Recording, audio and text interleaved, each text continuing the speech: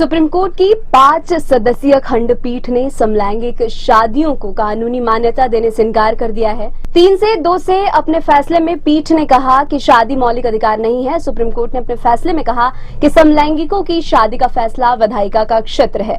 शीर्ष अदालत ने कहा कि शादी मौलिक अधिकार नहीं है। न्यायमूर्ति भट्ट ने कहा कि समलैंगिक जोड़ों को बिना किसी बाधा एवं परेशानी के एक साथ रहने का अधिकार है। न्यायमूर्ति हिमा कोहली ने न्यायमूर्ति एस रविंद्र भट्ट के लिखे फैसले से सहमति जताई। न्यायमूर्ति एस रविंद्र भट्ट ने कहा कि वह प्रधान न्यायाधीश चंद्रचूड़ के कुछ विचारों से सहमत हैं और कुछ से असहमत हैं। न्यायमूर्ति भट्ट ने प्रधान न्यायाधीश न्यायमूर्ति कौल की इस बात से सहमति जताई कि संविधान में विवाह की किसी मौलिक अधिकार की गारंटी नहीं दी गई है। उन्होंने कहा कि कानून के अभाव में विवाह का कोई योग्य अधिकार नहीं है। न्यायमूर्ति भट्ट ने गोद लेने के समलैंगिक जोड़ों के अधिकार पर प्रधान न्यायाधीश से असहमति जताई और कहा कि उन्होंने कुछ चिंताएं व्यक्त की है। समलैंगिक व्यक्तियों को अपना साथी चुनने का अधिकार है। देश के लिए ऐसे संबंधों से जुड़े अधिकारों को मान्यता देना बाध्यकारी नहीं हो सकता है। न्यायमूर्ति कौल ने कहा कि समलैंगिक संबंधों को कानूनी मान्यता देना वैवाहिक मान्यता की दिशा में एक कदम है। उन्होंने कहा कि समलैंगिक और विपरीत लिंग के संबंधों को एक ही सिक्के के 2 पहलुओं के रूप में देखा जाना चाहिए। उन्होंने समलैंगिक जोड़ों को कुछ अधिकार दिए जाने को लेकर प्रधान न्यायाधीश से सहमति जताई। प्रधान न्यायाधीश डीवाई चंद्रचूड़ ने समलैंगिक विवाह मामले पर कहा कि इस प्रकार के संबंध को मान्यता नहीं देना भेदभाव है। अदालत ने माना कि समलैंगिक व्यक्तियों के साथ भेदभाव नहीं किए जाने की मांग समानता की मांग है। प्रधान न्यायाधीश डीवाई चंद्रचूड़ ने कहा कि यह कल्पना करना कि समलैंगिकता केवल शहरी इलाकों में मौजूद है उन्हें मिटाने जैसा होगा। किसी भी जाति या वर्ग का व्यक्ति समलैंगिक हो सकता है। समलैंगिकता केवल शहरी अवधारणा नहीं है या समाज के उच्च वर्ग तक ही सीमित नहीं है। उन्होंने कहा कि यह कहना गलत होगा कि विवाह एक स्थिर और अपरिवर्तनीय संस्था है। विशेष विवाह अधिनियम की व्यवस्था में बदलाव की आवश्यकता है या नहीं, इसका निर्णय संसद को करना है। जीवन साथी चुनने की क्षमता अनुच्छेद 21 के तहत जीवन और स्वतंत्रता के अधिकार से जुड़ी हुई है। सुप्रीम कोर्ट की 5 जजों की बेंच ने सेम सेक्स मैरिज के ऊपर अपना जजमेंट दे दिया है। मैं इस जजमेंट का स्वागत करता हूं। 5 जजों ने एक मत से कहा है कि वो सेम सेक्स मैरिज को लीगल रिकॉग्निशन नहीं दे सकते।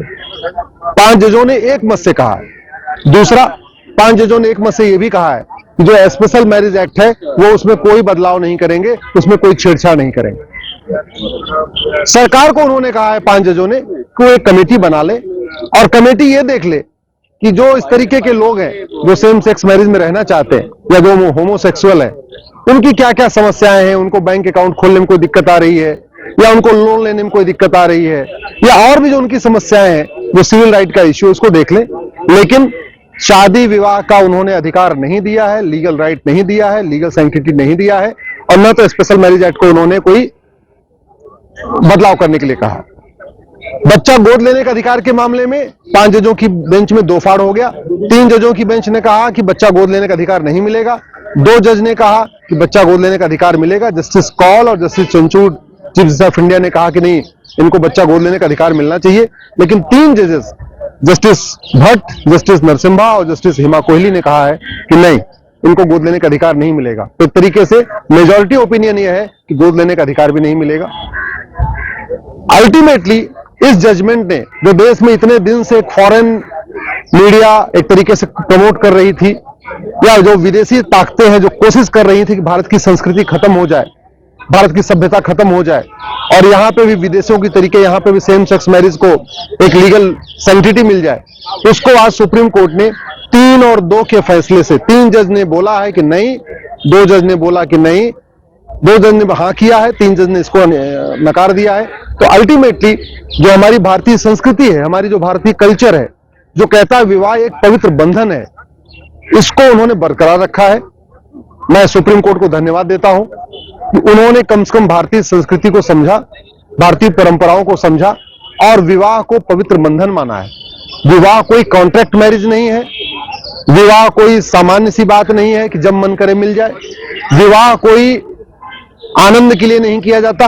भारत में विवाह केवल और केवल संतान उत्पत्ति के लिए किया जाता है।